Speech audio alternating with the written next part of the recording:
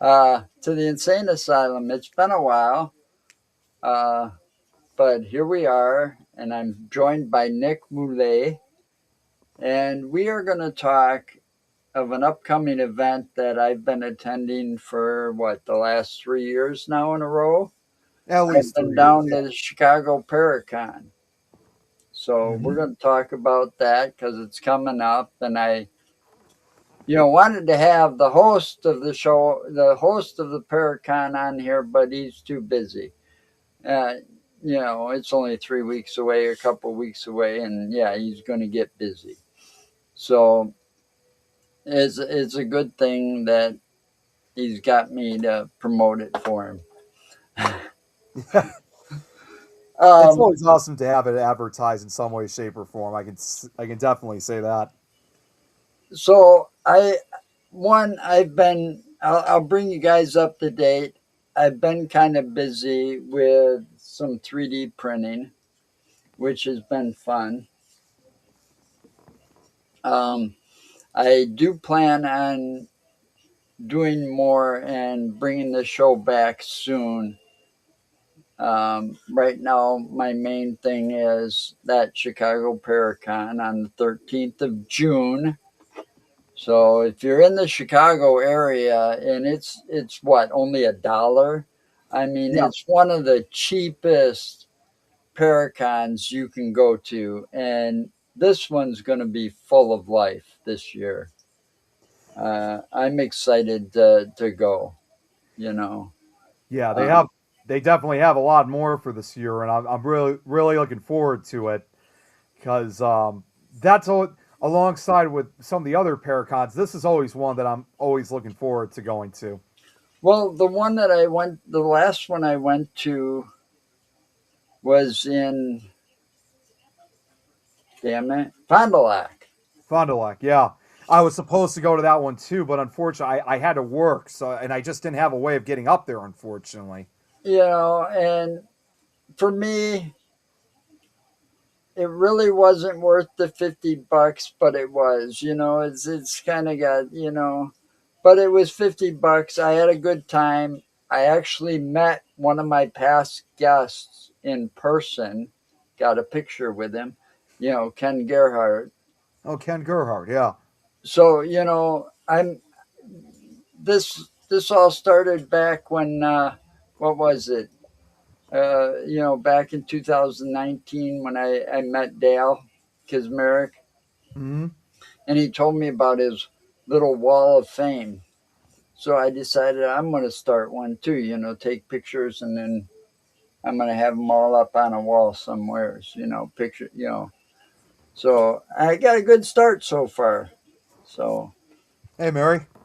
um, hi, how you doing? So anyway, this year, yeah, it's packed. I still haven't heard back from Jack though if I get my parking spot. Because I was used to parking ever since the truck. You know, I've been used to parking close to that building. Hmm. But he said, like some Ghostbusters dude. And it's like, those Ghostbusters dudes need to come up with something original. Yeah, I mean, everywhere I go, every Paracon I go, and correct me if I'm wrong, do you see Echo One? yeah. I just did like less than about 2 weeks ago when I went to Parasite Con in Mansfield, Ohio. They Yeah, had that up in front of the Ohio State Reformatory. and when I was in Fond du Lac, there was at least one or two of them there. Echo Ones, and Hmm. it's like, come on, you guys got to think of something original. Yeah, I I mean, mean, myself, I watched. This is a bit off topic, but Danny Coker, the guy that owns Count Customs in mhm. Las Vegas, I saw an episode where the people bought an ambulance, an big, one of the big ambulance, box truck type thing, not the old station wagon to look like Echo One. All Mhm. right. Anyway, they went with this. Well, we're paranormal investigators, and we'd like this old ambulance all decked out, right? Right, right. And what they did to it, oh my God. I mean, you talk about all original.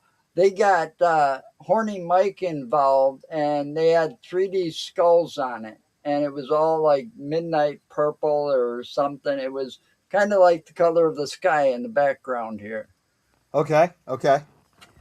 But that was really cool when they decked it out. It was all original, Right. something you won't see somewhere else. See, that's like, excuse me. Jeez, seems like we're both having coughing fits Yeah. today.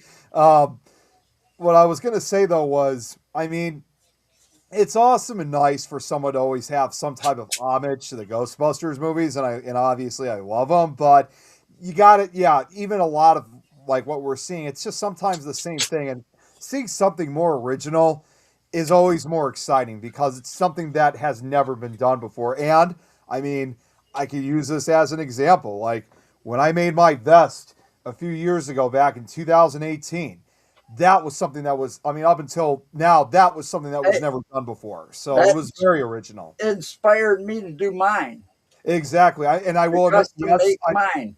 well, and I will admit too, I mean, yes, I may have the Ghostbusters logo patch on it, but So do either I. way, either way, it's still an original idea and design. Right. You know, So, I and mean, it's been obvious, it's officially, in a way, if you really look at it, kind of like a icon now when it comes to paracons and as well as even investigations. yeah, but I mean, I get it. I understand it, but come on. Yeah, Some original stuff would be really cool. I yeah. mean, we decked out my vehicle is, you know this, it's a 2019 Ford Explorer, but it's the police interceptor edition. Mm-hmm. Okay. So it's still it came to us painted black and white, you know. And all my wife did was add all the vinyl, and then we've added stickers from uh, local group or different groups that we've met. Like I've got a sticker from Barnaby Jones to put on there for caps. I've got you know from different groups, so it's just it's paying homage to all these groups that I've met too. By having Exactly. the Yeah. stickers on there. But it's like going and saying we believe, and all of this, and it's got my logo and a magnet on the side doors. You know, Mm-hmm. I mean, my original thing when I first got into this, there's a town that's not too far from here called Waterloo. Mm-hmm. Okay, and on my way through to Waterloo, there's this old gas station, and I mean, it's like an old gas station from the 50s. All right, and he has all these cars parked there, like antiques. And Mm-hmm. there was this one, and it was before we got the truck. It was an old hearse, an old Cadillac hearse. It looked like the old ambulance. You could paint it white and probably paint it to look like Echo One.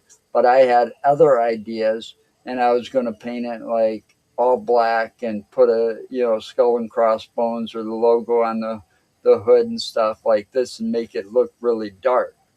Mm-hmm. You know, but yeah, it sold. But I would have you know noticed and two of those vehicles he had, because he had an old ambulance too from the 50s. I could have seen people buying those up to turn them into Echo One. Right. Right. And it's like, I don't even go there. I don't even think about Echo One because I see it every Paracon I go. I see at least one. Yeah, there's usually that's right. And not only like when I was in Ohio a few weeks ago, not only did I see the typical Echo One, but more importantly too, from what I can recall, was they would also have like one of those big blow ups of the Stay Puft Marshmallow Man that they would have right at the entrance, like the kind of like it's hard to say. It's kind of like a gate, but it's really not. But they always put it right in front of the prison. I mean, yes, it's a good spot of where they put it at and whatnot. But yeah, they do that every year that I've gone to Parasite They always have that stuff You up. know, come on. Once a year, okay, I can see it, for a year, but get original next year, throw something new out there. You know, I Exactly. mean, Yes. I couldn't believe it. I've seen Echo One in all kinds of forms. And Right. Right. and that's the other thing. If you're gonna do Echo One, at least stay to the station wagon, the hearse, the station wagon looking thing. I seen people, and this was down in Chicago, and I don't know if they watch or not, but I don't care. There was a Chevy Caprice, an old bubble Chevy Mhm. Caprice, and they Right. had that all decked out like Echo One, and I'm like, huh, really, Wow. seriously, come on, guys. Yeah, they always want to try to make it. It's like almost every Paracon you go to, they always have. It's almost like someone's always got to bring something that resembles an Here's Echo one of my One. favorites. I forgot to show you. Oh, you got a Mothman one. That is cool. I love it. That's the first thing we printed using two colors because the eyes, you know. I love the red eye effect that you guys added to it. So yeah, so that was the first thing we did with two colors. But anyway, this Chicago Paracon, I don't know if I can get it. I had it up and I must have accidentally closed it. I can't tell you how many times that I've had that issue sometimes. Um, but he has been adding guest speakers right up till the last minute, it seems. Yeah, I mean, for the most part, I haven't. Well, because again, I've been trying to focus on one Paracon at a time. So, understandably, I haven't really been able to stay focused on or keep up with all the guests, like all the guests that are Here we supposed to be go. speaking at this event. But I do know, obviously, and he has this guy obviously, I know Barnaby Jones is going to be there. I know he's one of the speakers. But as far as everyone else, I got to catch up on that. I don't know what happened, how I'm not getting this, Is it but just like not opening or? it's like I'm not seeing the posts for it. Oh, that's odd. I got the Facebook page, June 13th. It's at the Countryside Banquet and Hmm. Conference Center in Chicago. Which that is something that they have. They always, for the longest time, they've been doing that there for the last 3 years. So I kind of figured they were going to have it in Countryside again. Yeah, and it starts at noon. Usually I'm there way early. Uh, Right, right. and it's only $1. Oh, here he's got okay, so he's got it all this way. Okay, so he's got over 80 vendors, which they've always been, amazing because the vendors are always unique and they're not copies. Like all of a sudden you got five rows of the same vendor but different people.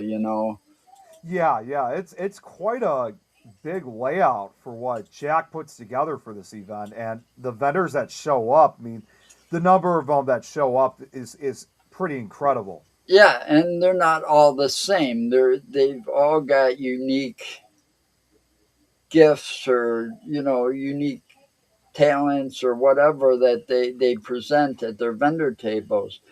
And then he's got all kinds of, you see, I'm looking forward to this because of the one guy. See, I don't consider myself an expert in too many things. Hmm. But the one thing I consider myself an expert is in the king of rock and roll, Yeah, yeah. Elvis Presley. Yeah, All I know right. we've had previous conversations about So that. Yep. he's got this author, this speaker that's going to be showing up, and I'm real interested to hear what he's got to say. And he's an author of the book The Occult of Elvis, The Mystical and Magical Life of the King of Rock and Roll. Now, is this a book that just recently came out? Because I'm surprised I haven't heard about it. I don't know. He's going to examine the king's efforts as a natural healer, the significance of these UFO encounters, and his telekinetic and psychic and astral traveling abilities, plus many, plus more. Um, I don't know. This book might have just came out because this is the first time I've ever heard of it too. Same here. That's new to me. But he was one of the most recent ones that were added. Most recently as a speaker, and it's like, oh, I'm definitely going to have to make sure I sit in on that one. Yeah, Right. because I don't usually sit in on too many. Of the speakers. I go there to meet and talk to people in the vending area. The first year we went, I went there, and oh, what was she? She was talking. There was a woman talking about pot and the Oh, healing yeah, yeah. properties and stuff. So I had to kind of sit there and listen to her and kind of, you know. But this guy, yeah, I really want to hear what he's got to say, because it's a very unique perspective on the king's life from what I read. I didn't read the book, but I read the little bit that Jack put up about him. That's actually something that I should definitely bring up to another pod. I'm not going to be going on it. Well, as far as I know, I'm supposed to be a guest on the show at some point, but I don't know exactly when. I don't know if you know Scott Mathewson, who also lives in Scotland. He does the show Paranormal and History, and on one occasion, I would say this was probably about maybe a year, 2 years ago, that I was on a show. We for like the first 45 minutes, we actually were talking about Elvis and a lot of different aspects about him. I don't remember exactly the details because obviously, again, it was a year or two ago. But the next time when I do talk with him, or if I happen to be on a show, that's definitely going to have to be a book that I'll have to bring up and bring to his attention because that might be something he may be interested in wanting to check out Well, himself. yeah, and you know, the book doesn't talk about is he still alive, or Yeah, all those, all the all this. It's like he had healing power, and they talk about his beliefs, and it's like, you know I'd like to know how he got all this information to know this stuff, because he was a very private person from what I understand. he was. He really You know, was. And as a matter of fact, I probably told you about this before, but this is actually something that not too many people know about when it comes to Elvis. Was obviously, as you know, not only am I really well with history, but I'm also very well with like a lot of weather and storm disasters. Just basically a year after Elvis was born, when he was still living in Tupelo, Mississippi. Back in 1936, there was a devastating, which we now believe was an F5 tornado that struck the city of Tupelo. Well oh, over like 200 people died, I believe, from it. It was one of the wow, so worst. then he got real lucky then. Yeah, exactly. I mean, at the time, it was one of the worst tornadoes to have ever affect the states of Mississippi, Alabama, and Georgia at that time. But surprisingly, Elvis Presley, who was only just a year old at that time, he and his family were among the survivors, and their house was spared by this tornado. And there was, I don't know if it's actually true or if it was just kind of like an urban legend. I'm not entirely sure. But supposedly, his mother had said to him, to 1 year old Elvis, after the tornado passed, that Elvis, she said something like, we have been spared by God's winds. That pretty much tells me you've been chosen to be here on this world for a very good reason. I don't remember exactly what the words were, but it But was something yeah, similar to that. that would be something Gladys would say, because they were a very religious family, for Yes, one, church going every Sunday type thing. But at the same time Elvis was born, they also lost a son too. They they did. gained one and lost one, because Elvis was one half of twins. Right, exactly.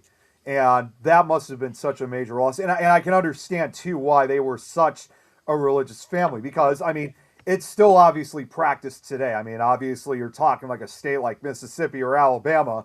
It's why they call it the Bible Belt. So it's, Yeah. obviously they were a Bible Belt, religious loving family. So I could sure understand where they were coming from. Yeah. But this Chicago thing is really something I look forward to. I mean, we found out that also on the 13th, one of my granddaughters is graduating from middle school. Oh, congratulations to her. But it's like, you know, that's nothing to celebrate. I mean, yeah, it is, but why have a party and all of this? It's like you don't do that until you graduate high school. Right. Well, I will So, admit, I was one of those kids that had a graduation party too after I graduated from middle school back in the day. did you get a participation trophy too? No, I didn't. No, I didn't get a Yeah, participation, you know what I but I mean? did get. I did, however, get my very first cell phone at that time. But see, I don't believe in celebrating those little things, because you got to get do that to get to the big thing. When you graduate high Exactly. school, that's important, because Yeah, high that's when school is life important. starts. Right, exactly. And just a few weeks ago, I was out with my friends out in Naperville, which is about an hour located south of me. And yes, obviously, in addition to high school graduation, you also have the college graduations too. And so Well, one, that's a big deal too. I get it. yeah, College so I was and high school, but anything before that, you're still kind of on the I low didn't get end a before. party.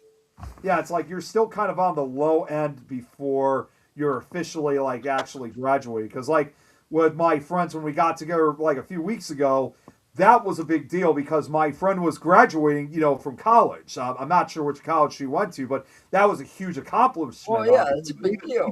Then, even then, we still didn't have that huge of a celebration. All we just did was we went out for dinner, then we went to a bar, then we went to this it's a country club, but like on Friday, Saturday nights they play like other types of music, like dance music and stuff.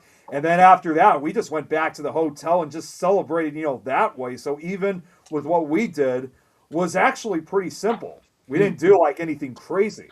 Yeah, let's see, my when I graduated high school, No, it must have been a different story for you.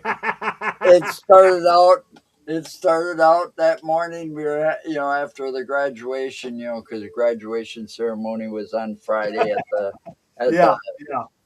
you know Badger Field House, where the Badgers play, Hmm. in Madison. But anyway, when I graduated high school, the party was at my house, right Oh where I boy. was living. So we wake up in the morning. My stepfather, the first thing he does is, well, we got to go get the keg. Like, Okay. okay. So we went out and we got to get the keg, and along the way, it's like, oh, we got to pick up. We got to pick up it. For him, it was like my nephew.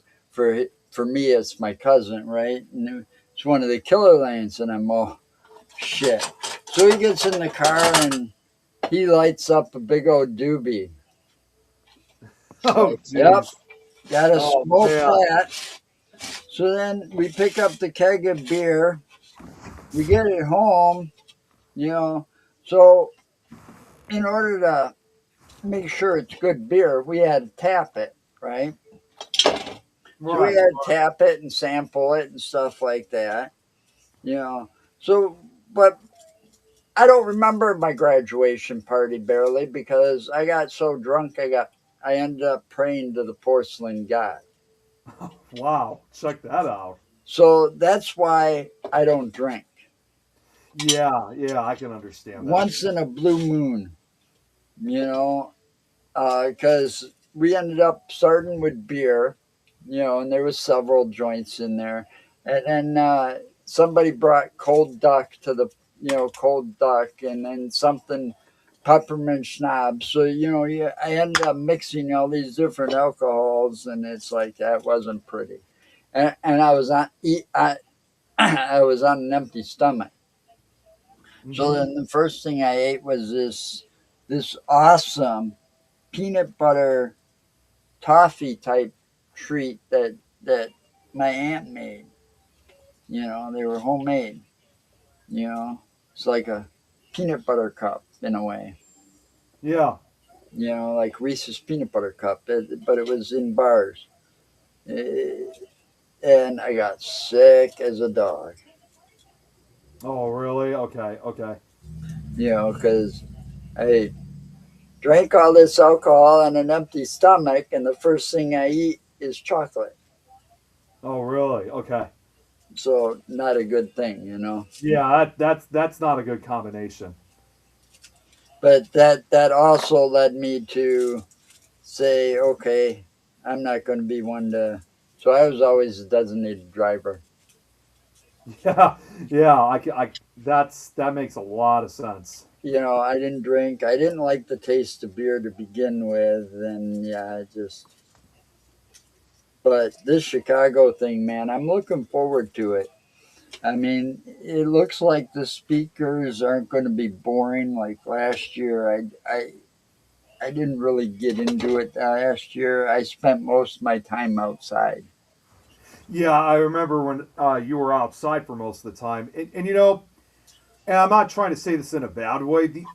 I do sit for the speaker sometimes too, but the only thing I wish that could be changed about it is having it truly like in a separate room, because the fact Yep. that the speakers are up on the stage and you have all this noise in the background, that's Yeah, going to it's hard to hear them. yeah, that's going to cause a lot of distractions, not only just for the people who are sitting and trying to listen, but also for the speaker themselves. And I I don't said know. that the first year, but it's so hard I get it. It's so hard for him to find a venue, I get. Right, exactly. And I don't know if you remember this, but when Jack did, I think it was the same type. It was either the same. Yeah, it had to have been the same type of Chicago Paranormal Convention, because there was one occasion back in 2022 that he had the event, but he had it during the later time of the year than the usual time in June. He had it at that time in October, just basically a couple weeks before Halloween. And that was the not only was that my only time getting involved with the event, but also what I mean by that was also the first and so far only time I was actually a speaker at this event, Yeah. which was also brought, which fortunately I also had it broadcasting on the network, so it's also recorded. It's because I want to have it recorded not only just so people from online can watch it, but also to like officially record my debut as a speaker. And the event that we had, and that event we had it at was at I don't remember exactly where it was located, but I do remember instead of countryside, we actually I think we had it like in some kind of like it was like a park center or something like that.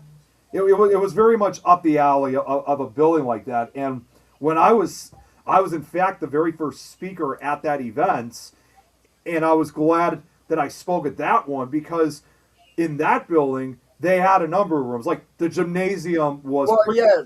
I The, no, go ahead, go ahead. I like it when they have, like when I went to the one in Fond du Lac.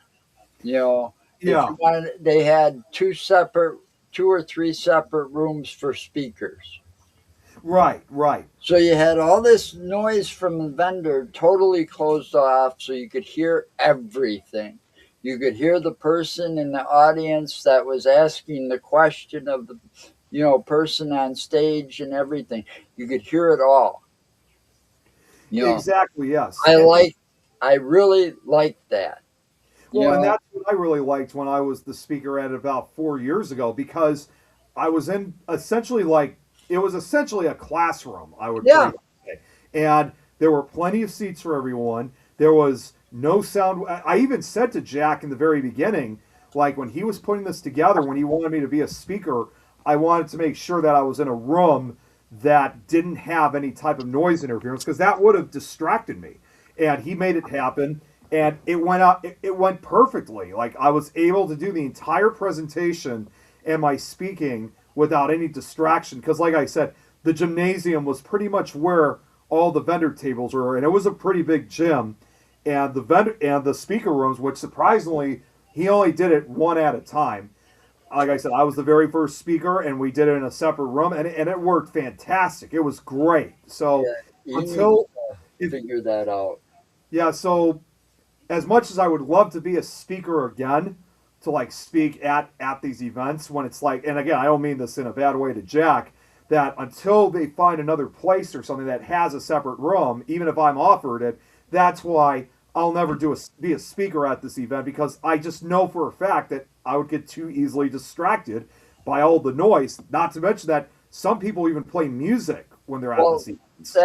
that plus if you know, like for me, unlike you, you know, you got some, but I got a, you know, I got a fright, a fear of Yeah, being on stage. yes, So right, yeah. you know that environment would not work for me at all either because it'd be too distracting and too upsetting with all the noise from the vendors. You know, You also get a little bit concerned too with the amount of noise that's echoing throughout the entire building. You also start questioning yourself too, even if you feel you sound like you are, can they actually hear you speak? Because, yeah, there's so much noise. And to be perfectly honest with you, only one other Paracon that I've gone to has also done that. And I think they're going to have it at the same location again later this year in September. SilCon did the same thing, although it was also a much smaller building because it was essentially like it was like a fairgrounds building out in a rural area in a town called Gaze, Illinois, which is located in the central part of the state.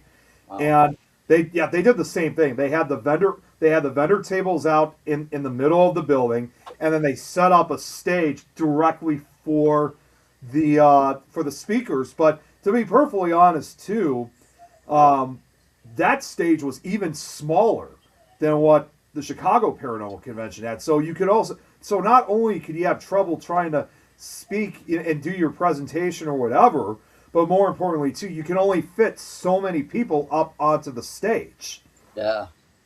Yeah, see, that's I was lucky when I was a guest speaker at the Milwaukee Paracon. Hmm. They had it still at Alverno College. Yeah, I think that's what. Anyway, it was at the college, so you had separate rooms for the speakers. All right. When they moved it, that was the last year they had it there. When they moved it to this Irish center or whatever it was a mess. I could have never done it there, I'm you know, not surprised. That doesn't surprise me the least bit because because you know the vendors were kind of still in another area, but at the same time where the people were speaking, it was like a church thing, like a church where they, and you had the pews and stuff there, but you could hear the noise because it's an old church and an old building echoing, and they had vendors in the hallways on both ends, and it's like, yeah, no, I don't think so. You yeah, know, I couldn't do that myself either. I mean, there's only ever been and it's hard for me to believe it's already been a decade ago because this was back in 2017 that I experienced this. Even though I said that 4 years ago was my first official debut of being a speaker, there was one other time that I was sort of a speaker, but I was also part of a panel at the Chicago Ghost Conference back in 2017. That I don't remember what the building was that we had for that one, but I do recall that was also a rarity because yes, they did have the speakers. I remember, including myself, up on the stage, and the vendor tables were just like right on the bottom. But this was actually, the reason why I say it's a rarity was that this was actually one of the few events in which even the vendor tables and everybody else that was there actually respectfully stayed quiet so the speakers could speak. But that's something that, looking back now, that's something that you don't often see very I've often. never seen anything like that. What's that? I've never seen anything like that, and I've been Yeah, going to. that was only one time I saw it, and I haven't seen it again since. I've been going to these things since 2019. Is either Right. the stages like the same area, the vendors or whatever, and there's a lot of noise interference, or they're in separate rooms. You Well, know, and I went to that other, I forgot what it was called, but there was a Paracon, one of the last Paracons that I went to last year, which was located out in DeKalb, Illinois. That's about 70 miles west of here. And they, that was the other thing. Like, yeah, that was a perfect example of like where they had everybody on this, had all the vendor tables in a separate room. And then you actually had to take like either the stairs or an elevator. It was in fact at the Northern Illinois University campus. wow. So you had to go upstairs, either take the stairs or the Yeah, elevator. that's another thing. That's a real problem for me. You know, the stairs that they had at that Irish Center for the last Milwaukee thing, they were like really old and Yeah, thin and steep because it was an old church. right, right. And the other place I hated because of all the stairs was Rock Island. Isn't that Oh what it's yeah, called, I Rock remember. Island? Yep, I remember that still. Just the amount of stairs that were there. And it Gee. was so hot that day. Oh my God, the heat was unbearable. And you saw I was wearing my uniform. Like I was all ready for this occasion.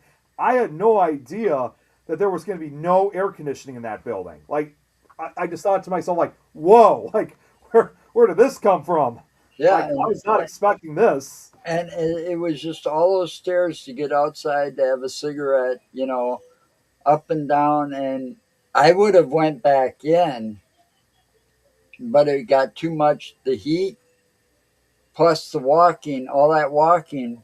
I had a cane with me, but I left it in the truck, because I didn't expect that much walking. But I would have walked back in that one last year just to be on a podcast if there wasn't so many stairs.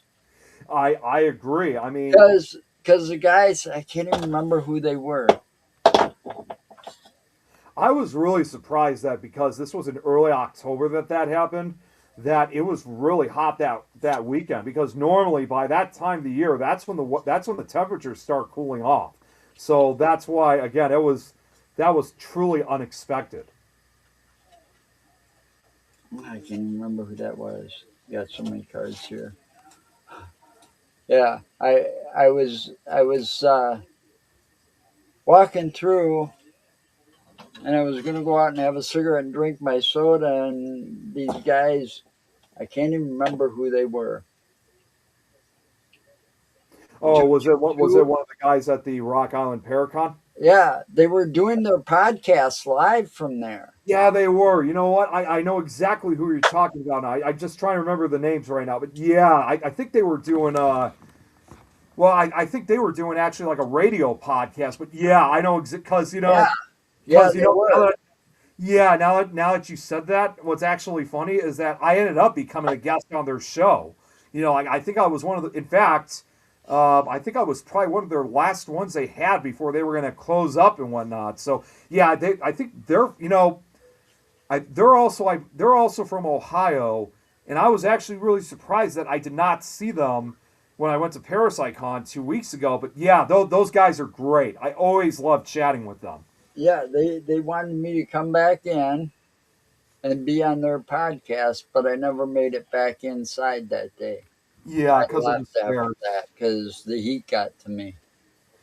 Well, I can tell you right now that when I was talking about this other Paracon that I went to in DeKalb last year at Northern Illinois University, yes, it has stairs too.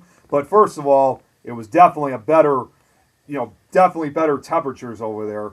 And secondly, too, they had an elevator that you could use. Oh So yeah, that would have been cool. yeah, so I'm just letting you know, Joe, that in case if you're ever interested, I'm not sure how far Well, DeKalb would be for you, but if let's just say, for example, that if you wanted to go to one of those events, that one shouldn't be as difficult because, like I said, they have an elevator, so that should help you out so you can avoid the stairs. I know I'm definitely going to the Chicago one coming up on the 13th in Hmm. June. I don't know about anything else after that except that I am looking out. I haven't seen anything about Rock Island this year. No, I haven't seen anything yet either. Um, Um, and I don't think they're doing Milwaukee. I mean, they were looking for a new place or whatever because the building got sold or something, and but I haven't heard anything from T or Mike since then. So who knows if that's happening this year? Yeah, I haven't seen anything, but there was one other event that because I just saw this before. In fact, this was from Larry Eisler because he put a whole list of all the events that he was going to go to this year. And I want and yes, Larry Eisler, even though he's not going to be he's not a speaker. He will be at the Chicago. He's among those that's going to Yeah, be at the I know Chicago. him.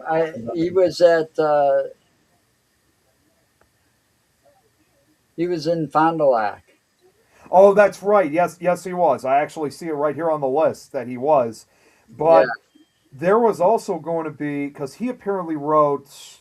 I think Uh, him and his group were the ones that had the 3D printed things and stuff like that. They were selling like mounted horror heads and stuff. yeah, but I'm actually looking it up just out of curiosity right now. But apparently, there's also. Oh wait, I can't get on the connection site. They're saying is not secure, but he also apparently said that he's going to be making an appearance, but it doesn't say exactly where. That on October 8th to 9th, he's going to be attending the Illinois Paranormal Con. But as of right now, um, I don't I don't see anything as currently because the only ones that are showing up right now when I look it up on Google search is any other paracons that's going to be happening in the state of Illinois is well, not necessarily a con, but it's something called Obscure Paranormal Investigations. That's going to be on October 17th later this year. Then there's also there's also something called I haven't even heard of this one yet. The Witch City Witch Fest, which that's going to be the same month, October 9th to 10th. It just says, well, it's going to be at the Irish American Heritage Center. And then finally, the last two, something called A Night in Sleepy Hollow, which is also going to be around the same time as the Witch City Witch Fest. That's October 8th. That's going to be at Perry Farm Park in Bourbonnais, Illinois, which I don't think is far, but I got to look it up again where it's at. And then finally, there's the Haunted America Conference, which that's also coming up soon in late June. Though this one, unlike the other three, are not in the Northern Illinois, Chicago area. This one's actually going to be down in Southern Illinois, not surprisingly, in the town of Alton. Well, So, and that's probably most likely. I have a feeling most likely that's going to be Troy Taylor's event that that's running down in Alton because anything involving Alton, Troy Taylor is usually involved with it. ah, don't know who he is. He's written a number of books in regard to Alton, Illinois, but Oh, um, I don't want to say too much about him. But well, all I'm just going to say is he's not really the brightest. I would probably I say. know I know somebody like that, Yeah, I'd but say more, but I don't want to say. I don't if really want to say too much else. But yeah, he's not the brightest. So for his events and what he does, in my personal opinion, it's just somebody that I prefer not to work with. yeah, I know somebody exactly like that. But you know, if I ever go far south in Illinois, the first place I want to go is Metropolis. Oh, Metropolis. Yes. Yeah, you definitely want to I check that out. gotta go to take, photos and stuff. I You didn't know, know it existed until I don't know. I was doing research a couple years ago on all the paracons and stuff and places to visit, and that came up, and it's like, really? There's a real metropolis. Yeah, Wow. there is. And it's funny because it's ironic that you mentioned that because, and I've talked to you about this before, but for the last few years, I've actually been wanting to go down to Southern Illinois because I haven't been down to the southern part of the state since 2019. That was the last time that I went. And not only have I had the privilege of being able to go out and even investigate different locations in the town of Alton, but I've also had the idea of wanting to explore more in that southern part of the state, including Metropolis. But also, I'd like to go down to some of the other towns like Carbondale or Murfreesboro or Cairo, Yeah. which is the southernmost like literal town in the entire state of Illinois. That's actually the town that borders right up to where both the Ohio and Mississippi rivers meet. So there's a, in my opinion, from what I've understood, Southern Illinois' history. I mean, the history of Southern Illinois is far more older than Northern Illinois was because when you look at the history in Southern Illinois, a lot of that history dates back to the 1600s. When you're looking up at Northern Illinois, including Chicago, that only goes back to the early 1800s because Chicago was founded back in 1837. So in over a decade from now, yes, Chicago will be reaching 200 years old. But even then, it's still not going to be as old as the southern part of the state. That history goes way back. Yeah. Yeah. I bet it does. But besides the paranormal, I've realized that there's things I want to see, and I got to get to them. I mean, with Illinois being as big as it is, there we only explored that small fraction of Route 66. Oh, yes. Yeah, I Route didn't even get, we didn't even get as far as I wanted to get because we wanted to go and visit the Pink Elephant Mall or Antique Mall or whatever. That's I can't remember the town, but it's on the Route 66. We only stayed around that Joliet area of Route 66. We got out of there and we were going to the Pink Elephant Mall and we looked at the time and it's like shit. We got to turn right, right. around. I got to make it back to Chet's Melody Lounge to meet Dale, because we were going to go tour. We went over to the Resurrection Cemetery that day and then out to Bachelor's Grove, which I want to get out there again if I can ever find my way. Yeah, I was gonna say that if you ever plan on coming out to Bachelor's Grove, let me know because I'm only an hour away from. I'm less than an hour away from Bachelor's Grove, and I've honestly have been overdue myself. I haven't been there for the last few years, so I'm overdue for a visit. So Yeah. if you plan on going to Bachelor's Grove, let me know, and if you let me know a few days ahead of time, obviously I could plan it. I'm sure Tom and I can plan it out, and we can meet up with you guys for Oh, that. yeah. That'd be a cool one.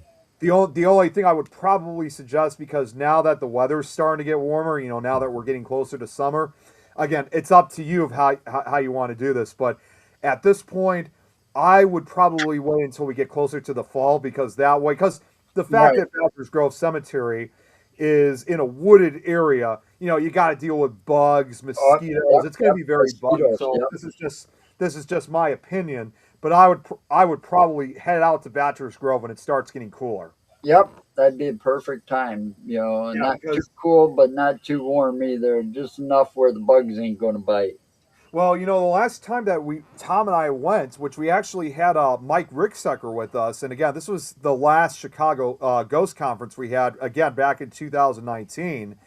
I don't think we could have came at a more perfect timing to Bachelor's Grove because, first of all, yes, the cemetery, it was getting close to dark, but it was still considered sunlight. So there was still some time to check out the cemetery. It was not cold. It was not hot. The temperature was, in fact, I'll never forget this, but that day, I don't think, and the reason why I'm saying I don't think we could have came at a more perfect time was it was almost, there was like this ever present fog that was at the Oh cemetery, wow. which that just not only made it more spooky in appearance, like really truly gave it the appearance of a haunted cemetery. It just added to the atmosphere. And I mean, I would love to have another day like that if it ever Yeah, arrived. But you just can't find days. You know that's like how the fog rolled in. yeah, it was just That like day told you when I was out at Lee Hampel's farm, and we were investigating the Beast of Bray Road, and it's like the property kicks us off because of the fog. We right. couldn't be, if we went out there, there's no way we'd be able to recreate that. Oh no, definitely not. It I was just mean, it was just so unbelievably fast and thick. see the way how I see it for both yours and our events, like when we, had this fog or whatever. I mean, your experience and my experience were what I would consider probably among the most perfect examples that we were at the right places at the right time. Yeah, And and the it land was wanted us the hell out of there.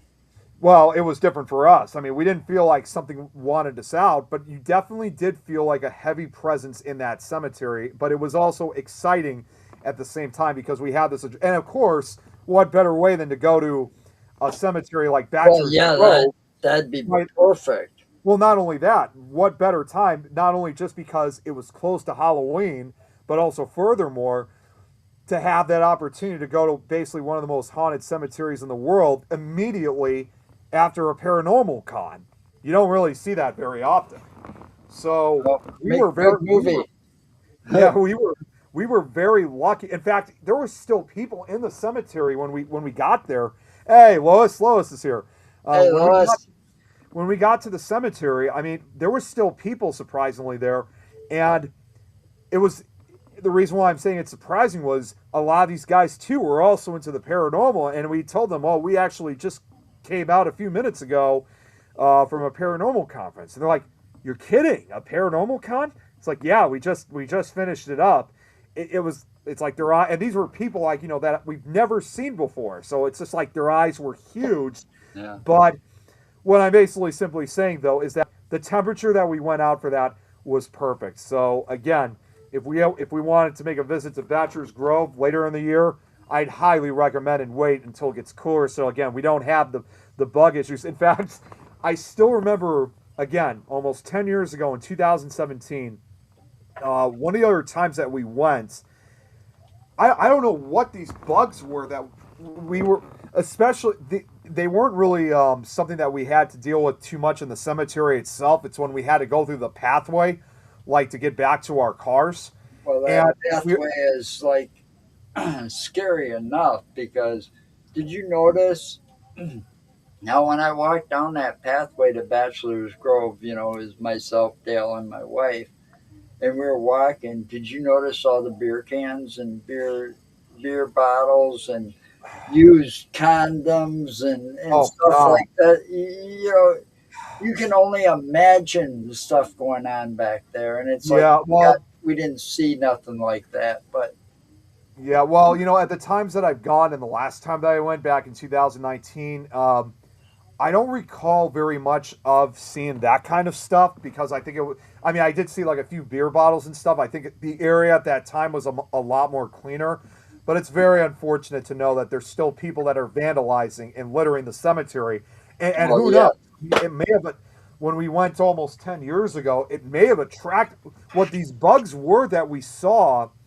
I get, I don't know if you would know them, Joe, but the bugs that they had a very strange behavior to them. It's like they would stay floating in the air in one spot, just floating in the air, and then they just fly off. But the Oh, weirdest thing is they were like large.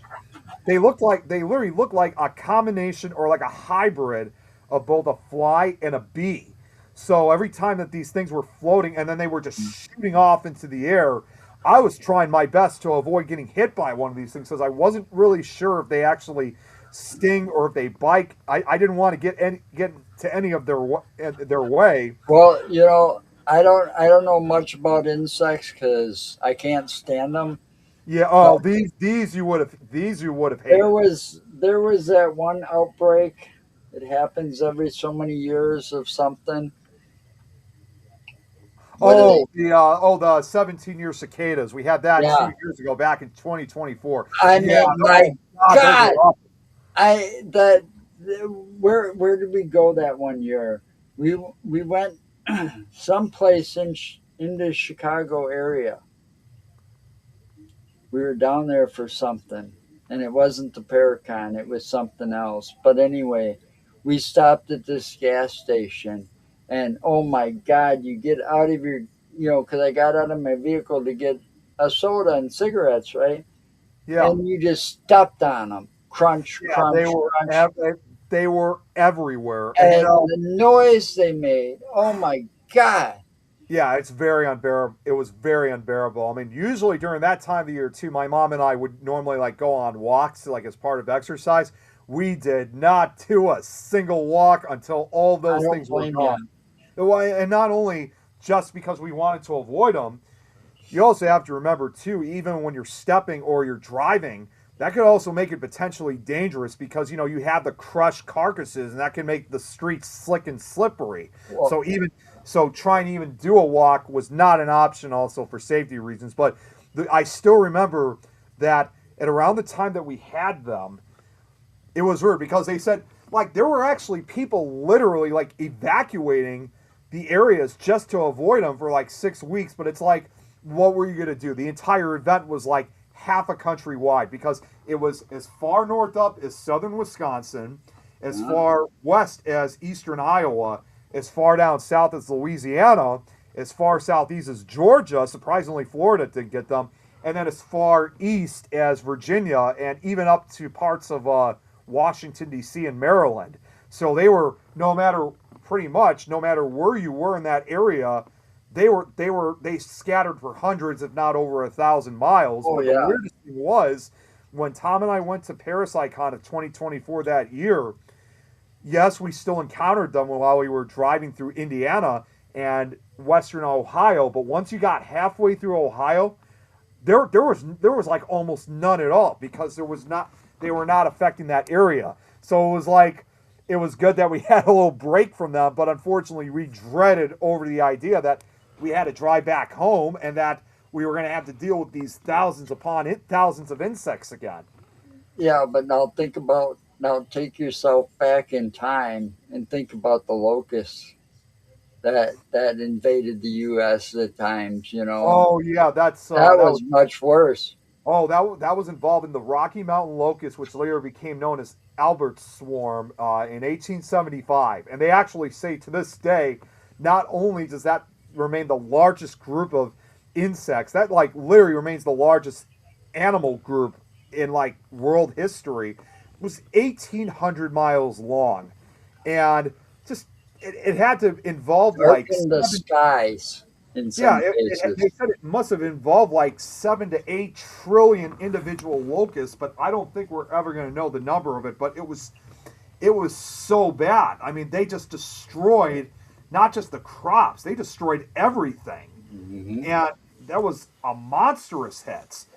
Like, and it's so weird that such an insect like that, shortly after Albert's swarm in 1875, that it became quickly extinct because they said the last recorded living specimen of the Rocky Mountain locust was in 1902, involving a small group of them up in Manitoba, Canada, and then after that, they were never seen again. They went completely Yeah, extinct. extinct. Yeah. Well, I think part of the reason why they went extinct was because not only I think were people trying to fight these things, but more importantly too, because a lot like typical of locusts, they lay their eggs in crops and in farm areas. When you have like a lot of the tractors and Heavier oh, equipment in the 1900s, and you yeah, know, because that was already starting. Oh, combing, yeah, like because you had a lot of the farming machines that were being invented throughout the late early 1900s, that destroyed a lot of the Rocky Mountain plus, locust eggs. So plus, plus, they were, when they get them in the field, weren't they burning the crops? yeah, they were burning the crops. So this was So basically that would almost take care of the eggs to boot. It really would, especially if the eggs were still somewhat exposed, especially if Yeah, they were in very hot regions. They essentially burned the eggs to a crisp. So essentially, those the Rocky Mountain locust, which of course back in 1875, people thought obviously that this was something that was never going to end. It was going to happen. It was going to be like a yearly thing that it just surprisingly disappeared as quickly as yeah. it did, and we haven't seen anything like that again. And very few specimens of the Rocky Mountain locust have ever been collected. Although they do say that you could sometimes find like specimens of the Rocky Mountain locust, surprisingly, in an area in the state of Montana, which is called the Grasshopper Glacier, because it contains specimens or frozen specimens of old grasshoppers, which many of them have been entombed in the ice for hundreds, probably if not even thousands of years. So insects that have long been extinct, but supposedly a few specimens of the Rocky Mountain locust have also been located You in the know, Grasshopper Glacier. it's bad enough. You talk about grasshoppers. I Yeah. remember as a kid. You know, and you're talking decades ago. We used to go to there was like this field not too far away. We built forts and stuff, and man, that place would get overrun by grasshoppers. I mean, as you're walking, they jump up. Man, I hated those things. Oh, Oh, really? Okay. I hated those bugs. Those were the worst of all the insects. I mean, I hate those about as much as you hate cockroaches. Yeah. Well, You know, yeah. I just looked up. I just decided to look this up out of curiosity. Turned out there was actually one other factor that caused the Rocky Mountain locust to become extinct. They were actually because the fact that there were so many of them. Not surprisingly, like any insect, they had their predators. They were part of the diet of the critically endangered or possibly extinct Eskimo curlew on its spring migration, and the extinction of the locust has been speculated as being a factor in the decline of the curlew. So that's a the curlew curlew. was, yeah, so the curlew, which is a type of bird, Oh, was that's what I obviously, thought.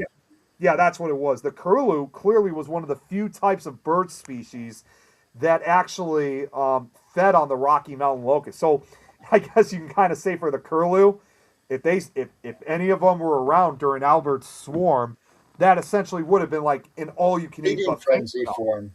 It would have been a feeding frenzy. So I'm surprised there weren't more curlews that tried to, I guess you can kind of say, fight back against the insects. At that time, I was in a coffin hiding. Yeah, I'm sure. Yeah. Let's see. Yeah. Um, this is actually here. I actually But I found. don't, I'm surprised I don't see a lot of grasshoppers anymore either. No, I don't Especially, really see them. I don't see them too much either. because of where I'm situated. I mean, I'm out in the country. You know, Mhm. I live in Watertown, but we're out in the country part of it. And there's like a man-made lake or whatever. You can call it whatever you want, but no, I don't. Mosquitoes, yeah, mosquitoes get terrible around here because of the water over Yeah, because there. the water and the humidity But too. Yeah. other than that, we don't see too much. Bees, yeah, they build their nests up under my carport, and I gotta knock down the hives and stuff. But I don't see any grasshoppers. I, Yeah, I haven't seen any. Like I said, I haven't seen any recently myself. but you think about what's out here in the wild, okay? We've got possum that live out here. I've seen possum, I've seen raccoons, and the bird of prey, the birds that are predators out here, Hmm. there must be a lot of them because, once in a while we'll get a mouse or a rat in the house, but we haven't had that happen in a couple of years either because They stopped them cannons. They were shooting off bird cannons, scaring away the birds of prey. And since then, they've come back. So, Right, right. you They're know, real I quick. hear them every morning. I hear the owls, you know, Yeah, yeah. and you'll see, an occasional, hawk or eagle out here. But, we have Canadian geese that come in a lot Oh, every okay, okay. morning. And that's what they were trying to get rid of. But you can't get rid of these stuff because those birds take care of the rats, the mice, the stuff that you don't want in your house. You No, know, you don't. No, no. This is actually so. Here's something really interesting that I just found. This actually goes back to the Rocky Mountain locust. This is actually a photo of what two live specimens look like. This was taken back in 1875. Now let me see if I could try to dim down the screen whoop, so you can see it for yourself. wait a minute. It's been a while. There we go. Yeah, this is actually this is an actual picture of two There living we go. Yeah, there we go. There we go. Yeah, this is an actual picture of two live Yeah, they don't look Rocky much Mountain locusts. different than grasshoppers. Yeah, they look. That's what. Well, and you have to remember too. Locusts are essentially a type of grasshopper, and it's just surprising about again. You see an insect like that, and it even says that. Well, even actually, it says here. Even though I said the last recorded sighting of it was in 1902. Said the last recorded collection of a specimen was 2 years later in 1904 in Colorado. As a creature so, um, I'm not sure exactly how to pronounce that word, but as such a creature that was not expected to become extinct, as like I said before, very few specimens were ever collected, though a few preserved remains have been found in Knife Point Glacier in Wyoming and the aforementioned Grasshopper Glacier in Montana. So, and I take it back. The Albert Swarm, I thought it was 1800. That was actually, oh my God, it was even bigger than that. It was almost 200,000 square miles. That's how Wow. big Albert's Swarm was in 1875. And in case anybody wants to know why it's called Albert's Swarm, it was named after Albert Child, who was a physician interested in meteorology who calculated the size of the swarm by multiplying the swarm's estimated speed with the time it took for it to move through southern Nebraska. So that's why it's referred to as Albert's Swarm. Wow. So Well, anyway, I've yeah. been Anyways, on for an we hour. went from the Chicago Paracon to talking about insects. But anyway, Interesting. don't want to miss this one. It should be good this year. From what I've Yes, been it is. reading, Jack has really outdone himself this time, I think. I'm I think looking so. forward to it. Again, it's June 13th. It's a Saturday. It only costs $1. I mean, come on. Like, what other Paracon out there, allows such a price like that for $1?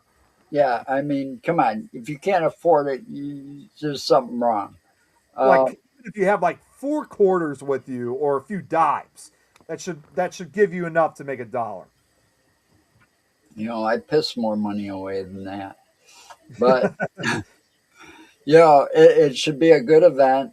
There's a lot. I mean, he's putting a lot of speakers together that haven't been there before, so it should be interesting. Yeah, it's always nice to see new faces. Like I said before, I think if I'm thinking correct, I think Chad Lewis might be coming back again this year. Well, Actually, he's been there every year yeah. for the So I'm last three betting or 4 years. I'm betting he's probably going to be back. But also, I'm also surprised too because there actually is one investigator, and he actually lives all the way out in Massachusetts.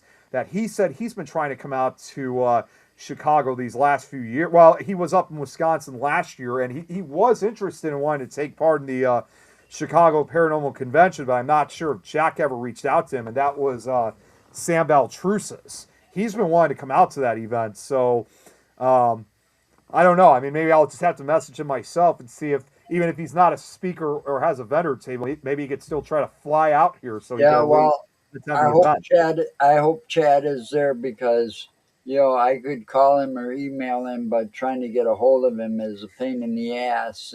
Yeah, yeah, And after because I had him on that guest and this emacs screwed up yeah. and It nothing screwed ever up got everything. saved, so I need to get him back on. Right, So right. because that was one of my goals a long time ago back in 2019. They said it wouldn't be done, and I got it done, but yet there's no Yeah, damn recorded Evie Muck. evidence. Yeah, damn Evie Muck's ruined it. So I was just as disappointed for you as you were. So Because you were one of the ones. Oh, nothing's. I don't see yeah, nothing. I was It's like, watching and I look at that, I'm like thinking to myself, this can't be right. Like, where where are they? Like, what's the hell's going on here? yeah. So I'm going to try to get him back, but I got to wait until Chicago Paracon because every year for the last 3 years I've seen him there because he goes like this. Come here. I'm talking. Yeah. And he's got a new book out, so there's something to talk about. Yeah, fingers crossed you get him back. Because he tagged you in that last Yeah, he post did. I saw. I remember that. Yep. So he's got a new book coming out too. So it should be an interesting conversation if I can get him back. I agree. I really do. So Oh, anyway, we'll see you yeah, on the unfortunately, 13th. I got to run because Yep. I have to go to a family dinner in just a few minutes, and then afterwards, I'm actually just going to throw this out. Later tonight, I know it's still May, but I'm actually going to another haunted house walkthrough tonight because they're Oh, having cool. something. They're called 13th Floor. They're having what's called a halfway to Halloween haunted house. Ah, So going out, that's cool. going out with some friends later tonight. So this was the first thing I needed to do was helping advertise the show. So I got quite a busy Friday evening. But yes, like what Joe said, for everyone that lives in the Chicago, northern and southern, northern Illinois and southern Wisconsin area, if you're able to make it out, please don't. This if definitely don't. You don't want to miss this event. It's gonna be Countryside. fun. What was it? Yeah, Countryside locally, Inn. it's gonna be out in Countryside, Illinois, and again, just $1 to get in, and You hopefully, can't because beat that. hopefully it's been playing well these last few years, but hopefully the weather still also stays good. It has been these last few years because it seems Oh like yeah, it every year has been. it seems like every year it's been sunny. We've had it, so let's hope it doesn't rain. But yes, definitely, if you're close by, you definitely don't want to miss this event. It's gonna be great. We've got a couple more weeks to add things to the truck before we go, and 2 weeks. I yep. actually counted 2 weeks because I'm actually going to be going to another con next week, and it's not necessarily a paracon, but it does still have that paranormal. We have something called the Midwestern Haunters Con, which that's kind of more ironically associated with the haunted house walkthroughs. My friends want to go. I've been invited to it. I'm still going to wear my uniform and whatnot for the occasion. That's going to be out in Rosemont. Tickets are a bit more expensive for that one, about like $50-$60, but we're still gonna go anyway. So we got Midwestern Haunters Con next Saturday. It's the entire weekend, but we're just going for Saturday, and then the following weekend we got the Chicago Paranormal Convention. Yep. It should be a So fun. it's Yep. gonna be great. It's gonna be Well, awesome. and I'm gonna try to get out. We're gonna try to get out and do some stuff this summer, but it ain't gonna be until after the Chicago Paracon. But like go back out to Devil's Punch Bowl. Uh, Yeah, and like I said, if you yep. guys happen to be close but not far from us, just hit me up and we'll meet up during that time. Yeah, like Bachelor's Grove, we might try to do that again this year. So there's some stuff that I Oh, got hey, on Jeremy. my bucket list to do yet this year. Yeah. So, Oh, but and of course, I'm going to assume if we go back to Bachelor's Grove, do you want to include Dale in that too? Because I'm sure Dale would probably want to join us. yeah, that yeah, I mean I want to take more than just pictures this time. Yeah, because Dale has now been requesting that he's actually been asking me and Tom of wanting to take part in some of the other investigations. I mean, I haven't heard from him lately, but one of these days I'm going to try to reach out to him, or if worst case scenario, because he usually goes to the. He's usually one of the vendors, so if anything, I can always talk to Yeah, him. well, we'll see him on the 13th, probably. Exactly. So I'll probably just Yeah, talk to him then as far as investigations are I'm concerned. surprised he hasn't called me. He used to call me every so often and just to sit and chat on the phone. But Yeah, um, I haven't heard from him either, so I totally get it. but I talked to uh, Lee Hample Okay, okay. on when was that? When I went to Fond du Lac. Oh, okay, Okay? okay, And I'm hoping that I can get back out on this property too. I okay. mean, we would have had, I mean, think about this. We would have had the one of the best investigations lined up. It, it, it was last time I was down in Chicago at the Paracon. Dale and I got talking with Chad Lewis, and we decided, okay, we're going to set up a thing and go to Lee Hample's property and do an overnight.